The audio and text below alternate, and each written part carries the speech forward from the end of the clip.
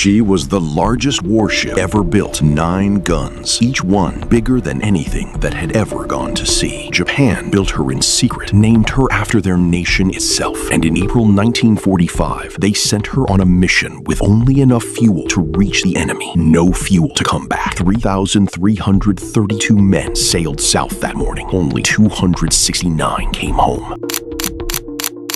She was the largest battleship ever built, 863 feet long, 65,000 tons, 9 18-inch guns, the largest ever fitted on any warship in history, built in complete secrecy at Kure Naval Arsenal. Japan spent years constructing her, pouring the nation's industrial might into one vessel, one symbol, one answer to American naval power. Her name, Yamato, was the ancient name for Japan itself, the ship and the nation, one and the same. Her 18-inch guns outranged every other warship in the world. She was designed to fight at distances where no enemy could hit back, to stand in the open ocean and destroy everything around her while remaining untouchable herself. That was the theory. The reality of World War II had other ideas. By 1945, the age of the battleship was over. Aircraft carriers had changed everything. Planes could strike from hundreds of miles away, far beyond the range of any gun. The Yamato's magnificent cannons, so carefully designed, so perfectly engineered, were almost completely useless against an enemy that attacked from the sky. A chronic shortage of fuel oil and American air superiority compelled the Yamato to remain in Japanese waters. The greatest battleship ever built, sitting in harbor, waiting, watching the war happen without her. Amusing planet. By April 1945, the waiting was over. In a desperate attempt to slow the Allied advance, Yamato was dispatched on a one-way mission to Okinawa. One way. The admirals and the officers understood what that meant. The crew understood what that meant. Operation 10 Go centered on Japan's last remaining capital ships on what was essentially a suicide attack against the powerful U.S. fleet massing off Okinawa, State Library of South Australia. The plan, such as it was, called for the Yamato to sail to Okinawa, beach herself on the shore, and then use her enormous guns as coastal artillery, firing at the American invasion fleet until she was destroyed. She was given enough fuel for a one-way trip. Not enough to come back, not enough to retreat, just enough to reach Okinawa and die fighting. On April 6th, Vice Admiral Ito left the naval base at Tokuyama on the Yamato, accompanied by a light cruiser and 8 destroyers. South African History Online.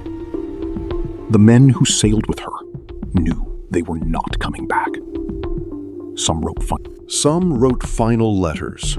Some sent last messages to their families.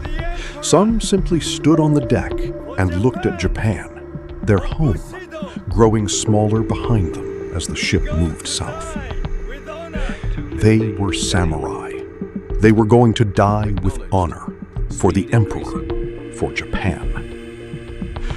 The task force was spotted shortly after emerging from the Bungo Channel by 2 American submarines. South African History Online. The Americans knew they were coming. They had been reading Japan's codes for years. Forewarned by decrypted codes, the U.S. Navy intercepted Yamato with a massive airstrike. Wild Coast. April 7th, 1945. The East China Sea. 380 U.S. carrier-based aircraft from Task Force 58 intercepted the squadron as it steamed at high speed toward Okinawa.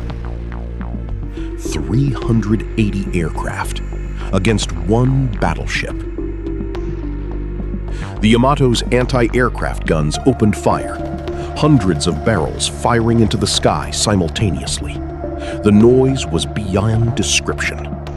The sky above the ship filled with smoke and shell bursts. It was not enough.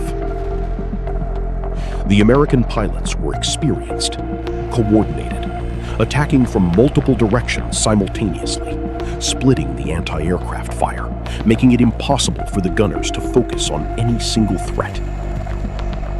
Torpedo bombers came in low on the left side. Dive bombers screamed down from above. Fighter escorts suppressed the anti-aircraft positions. The first torpedo hit, then the second, then the third.